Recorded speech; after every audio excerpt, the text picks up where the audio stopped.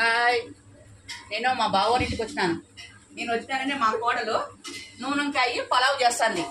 ఈ నూనెంకాయ చాలా వెరైటీ చూడండి. ఇది అన్ని ధాన్యాలన్నీ పొడిగట్టి దాన్ని నూనె కలిపి అది ఈ మరి నింపుతాం. దీనికి ఆయిల్లో ఏం వేయని అవసరం లేదు. అది నీళ్లు ఆయిల్ వేసి కుక్కర్లో 2 విజిల్ పెట్టేస్తే సరిపోతుంది. ఇది ఈమె ఇక్కడ పలావ్ చేసుకుండేది మా బావ కోడలు, చిన్న కోడలు. పెద్ద కోడలు వేరే చోట ఉండాలి, చిన్న కోడలు. చూడండి, నూనెంకాయ పలావ్ మసాలా ఇది తిరువాత పెడుతున్నాం. ఓకే, హాయ్, నూనెంకాయ పలావ్ రెడీ. మా డిన్నర్ ఇది ఈరోజు.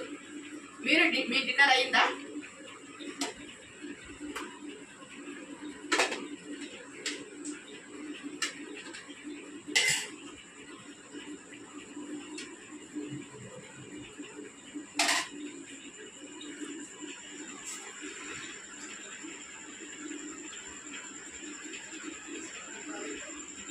సూపర్.